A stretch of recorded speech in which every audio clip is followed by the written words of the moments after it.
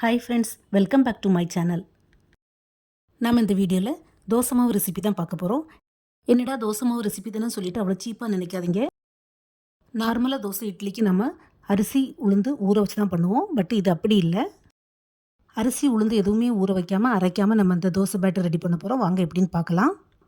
First ஒரு 2 cup குண்டு அரிசியாக இருந்தாலும் சரி, பொடி அரிசியாக இருந்தாலும் சரி, அதை நல்லா வறுத்து எடுத்துக்கிடுங்க.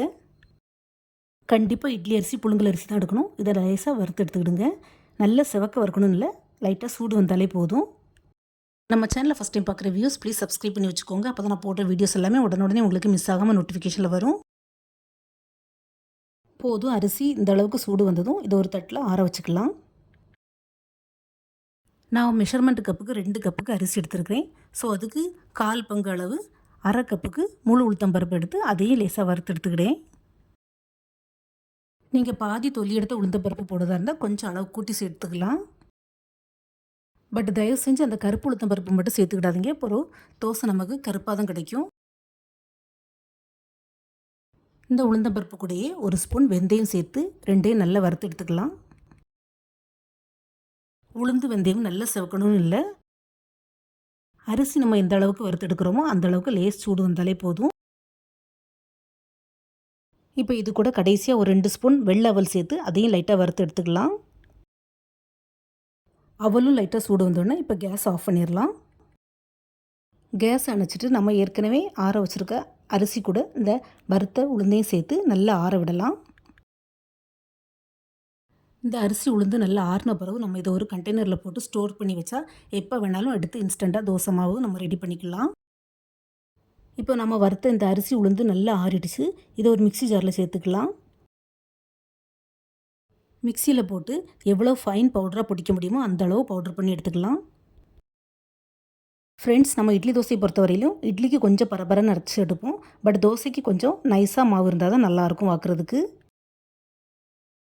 ஸோ அரிசி உளுந்து இந்த மாதிரி ஃபைன் பவுடராக பிடிச்சி எடுத்துக்கலாம்.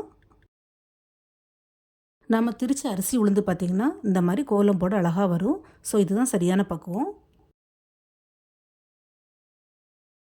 இப்போது நாம் பொடிச்ச இந்த அரிசி உளுந்தை ஒரு பவுலுக்கு ட்ரான்ஸ்ஃபர் பண்ணிக்கலாம். இதில் கொஞ்சமாக தேவையான அளவு உப்பு சேர்த்துக்கலாம். இதில் கொஞ்சம் கொஞ்சமாக தண்ணி சேர்த்து நம்ம தோசை மாவு பதத்துக்கு கலக்கி எடுத்துக்கலாம். வறுத்த அரிசி உளுந்தனால தண்ணி கொஞ்சம் தாராளமாகவே தேவைப்படும். கொஞ்சம் அதிகமாக தண்ணி சேர்த்து மிக்ஸ் பண்ணி எடுத்துக்கலாம்.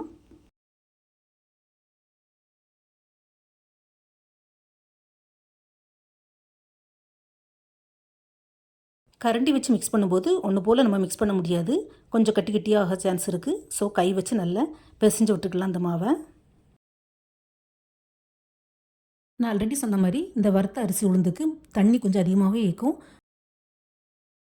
அதுக்கு நம்ம தண்ணி ரொம்பவும் சேர்த்து மிக்ஸ் பண்ணிடக்கூடாது. அப்புறம் தோசை ஊற்றுறதுக்கு வராது. ஸோ தண்ணி சேர்க்கும் போது மட்டும் கொஞ்சம் கவனமாக பார்த்து ஊற்றிக்கோங்க. இந்த மாதிரி கட்டி இல்லாமல் மாவை பிசைஞ்சு எடுத்துக்கலாம். இந்த மாவில் நம்ம இப்போ உடனே தோசை ஊற்ற முடியாது. இதை ஒரு 5 to 6 hours நல்லா புளிக்க வைக்கணும். இல்லைன்னா ஓவர் நைட்டு கூட நீங்கள் புளிக்க வச்சு எடுத்துக்கலாம். தோசை மாவு கொஞ்சம் நல்லா புளிச்சாதான் நமக்கு தோசை கிறிஸ்பியாகவும் டேஸ்டியாகவும் கிடைக்கும். நான் இந்த தோசை மாவை ஓவர் நைட் ஃபுல்லாக புளிக்க வச்சுருந்தேன். பாருங்கள், சூப்பராக பொங்கி வந்திருக்குது. எனக்கு மாவு பார்த்திங்கன்னா கொஞ்சம் கெட்டியாகவே இருக்குது ஃப்ரெண்ட்ஸ். ஸோ நான் இன்னும் கொஞ்சம் எக்ஸ்ட்ராவாக தண்ணி ஆட் பண்ணிக்கிடுறேன்.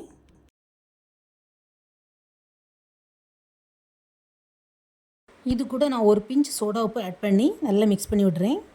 இந்த சோடா உப்பு ஆட் பண்ணுறது ஆப்ஷனல் தான். நான் எதுக்கு இந்த சோடா உப்பு ஆட் பண்ணுறேன்னா, நம்ம அரிசி உளுந்து வறுத்து போட்டிருக்கிறோம். ஸோ கொஞ்சம் சாஃப்ட் கம்மியாக தான் இருக்கும். அதுக்காண்டி தான் நான் ஆட் பண்ணியிருக்கிறேன். இப்போ கேஸ் ஸ்டவ்வில் தோசைக்கல்லை சூடாக வச்சுக்கலாம். தோசைக்கல்லை சூடானதும் அதில் நம்ம தோசையை ஊற்றிக்கலாம். தோசை நமக்கு எவ்வளோ தின்னா வேணுமோ அந்த அளவுக்கு ஊற்றி எடுத்துக்கலாம். கூடவே கொஞ்சம் எண்ணெய் தாராளமாக சேர்த்துக்கலாம். பாருங்கள் ஃப்ரெண்ட்ஸ், நார்மல் தோசை மாதிரி எந்த ஒரு சிரமமும் இல்லாமல் திருப்பி போடுறதுக்கு அழகாக எடுக்க வருது. 2 பக்கமும் தோசையை திருப்பி போட்டு இந்த மாதிரி எடுத்துக்கலாம். ஃப்ரெண்ட்ஸ், நாம் இந்த தோசை அரிசியும் உளுந்து வறுத்து பண்ணியிருக்கிறதுனால நார்மல் தோசையை விட நல்ல டேஸ்டியாகவும் மணமாகவும் இருக்கும். நீங்களும் மறக்காமல் வீட்டில் ட்ரை பண்ணி பாருங்கள் ஃப்ரெண்ட்ஸ். ஃப்ரெண்ட்ஸ், உங்களுக்கு இந்த அரிசி உளுந்து வறுத்த தோசை எப்படி வந்தது, உங்களுக்கு பிடிச்சிருக்கான்னு கமெண்ட் பாக்ஸில் மறக்காமல் கமெண்ட் பண்ணுங்கள்.